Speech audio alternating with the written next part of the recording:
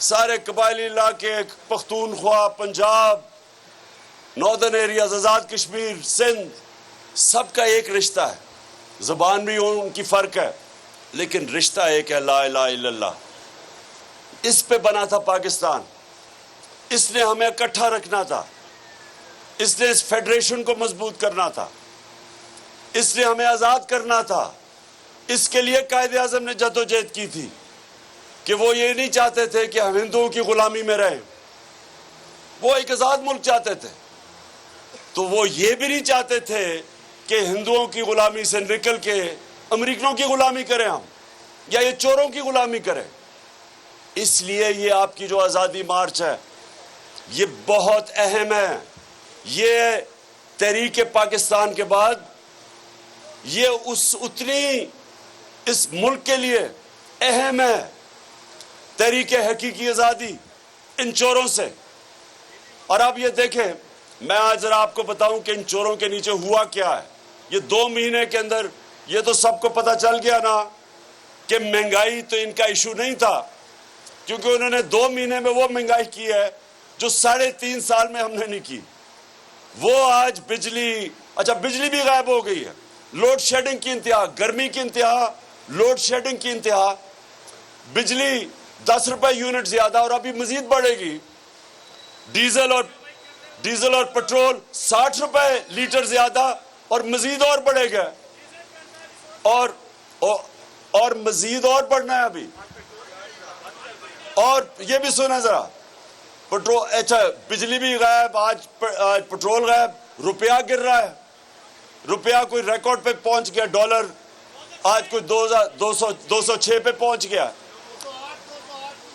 200 اور 208 206 پہ. سنیں ذرا، سٹاک ایکسچینج کچھ 700 ارب روپیہ اس میں سے غائب ہو گیا.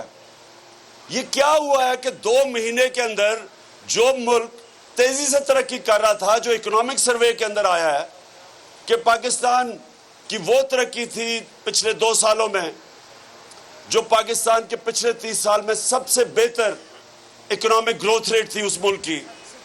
ریکارڈ کے اوپر ہماری سب سے بڑے آمدنی ریکارڈ، ٹیکس کلیکشن ریکارڈ، باہر سے اوورسیز پاکستانی ریکارڈ ریمیٹنسز بھیج رہے تھے، ایکسپورٹس ریکارڈ.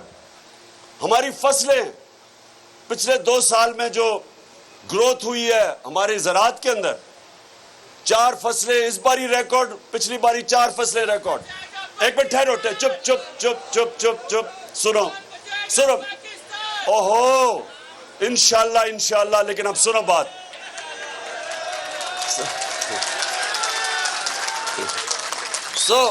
وہ جو ملک تیزی سے آگے جا رہا تھا، کون سی قیامت آئی تھی کہ یہ چوروں نے مل کے مہنگائی کر کے اور سازش کے ذریعے ہمیں گورنمنٹ گرائی.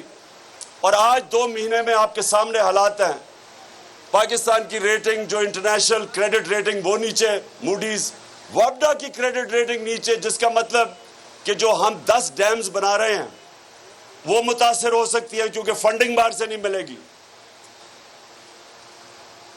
اور سب سے جو خطرناک چیز وہ یہ کہ ہماری ایکسپورٹس 10% گری، اور دوسرا جو ریمیٹنسز پاکستانی باہر سے بھیجتے تھے وہ گر گئی ہیں.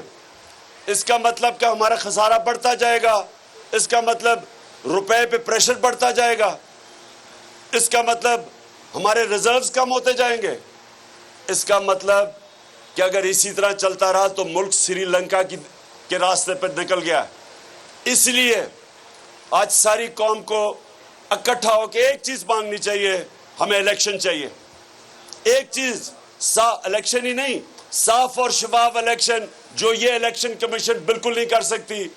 کیونکہ یہ مل کے ابھی بھی پنجاب میں جو 20 حلقوں پہ الیکشن ہے، ابھی بھی پوری گیم تیار ہو رہی ہے دھاندلی کر کے الیکشن جیتنا. سبسکرائب کریں اور بیل دبائیں تاکہ کوئی خبر رہ نہ جائے.